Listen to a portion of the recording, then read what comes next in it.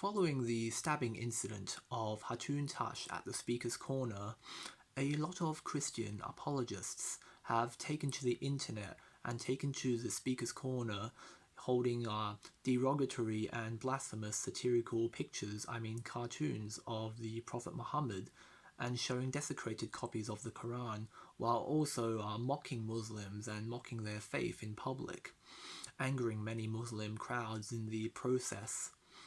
Well, first of all, I believe this is not a biblical method. I respect Christians and Muslims of people and people of all faiths. But at the same time, the Bible does not approve of, degrading people or behaving in an obnoxious way to get people to receive the gospel. Matthew chapter 5 verse 15 to 16 says, "Let your light shine before others so that they may see your light and glorify your Father in heaven." And many of these Christian apologists, when they take to the streets and start shouting at Muslims and start insulting Muslims and mocking their beliefs, they're not really letting their light shine, and they're not really causing people to glorify God. They're not really inviting people, to hear the gospel and inviting them to understand God's love and God's mercy. Going out and, mocking people and mocking their religion and insulting them and offending them is not a good way to reflect the sacrificial love of Jesus Christ and to represent his positive attributes such as love, mercy and kindness, compassion and patience and long suffering. And also it is important to remember that Jesus taught his followers to love their enemies and to do good to those who persecute them, and in doing so they would know that they are children of God. And so, with that being said, I believe many of these radical methods of confronting Muslims and attempts to debunk Islam are not really positive ways to reflect the love of Christ and what he did on the cross.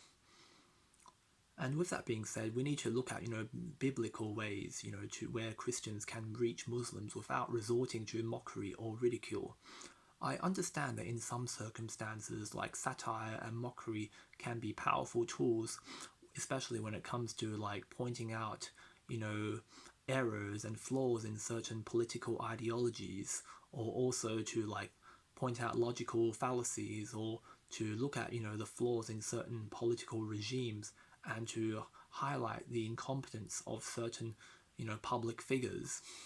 But at the same time, we need to understand there are certain topics that are sensitive to certain people, and we need to tread carefully when it comes to using satire and when it comes to addressing these people and their beliefs.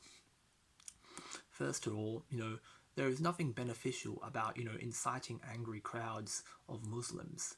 The majority of Muslims are peaceful and non-violent, but when people go about in publicly insulting their prophet and insulting their religion, many of them will become radicalized by these experiences.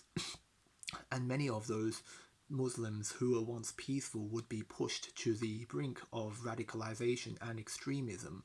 And we don't want that, because we want Muslims to remain peaceful in our community. We want Muslims to know that they are allowed to practice their religion peacefully, so long as they respect everyone and don't hurt anybody. And we encourage Muslims, to live in peace with everyone else. We don't want Muslims to, believe that all people in the West are their enemies and that the West hates them, etc.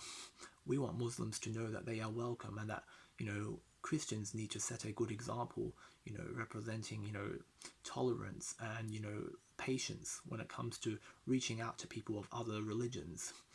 I know that in the Bible there were times when Jesus and his apostles, along with the prophets of the Old Testament, did use mockery when addressing false prophets and other religions, but we have to understand the premise and the context of the situation. For example, when Elijah mocked the prophets of Baal, he wasn't simply doing it for the sake of mockery.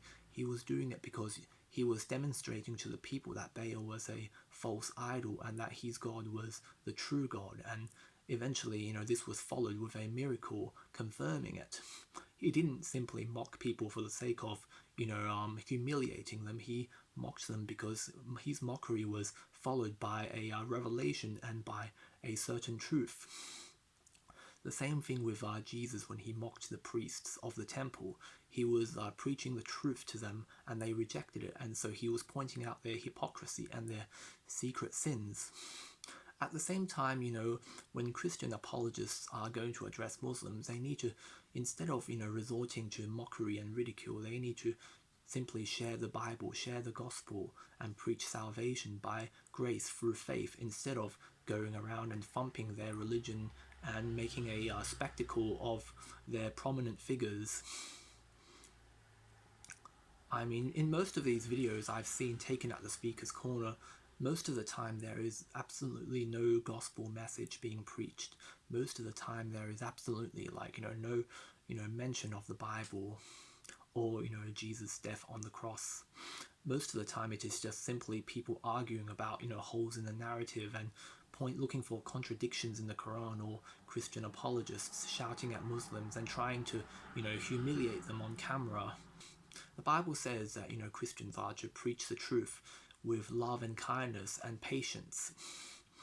The Bible also says that it does not profit a man to suffer doing something that is wrong. Instead, they would profit if there is a reward for those who suffer for doing what is right.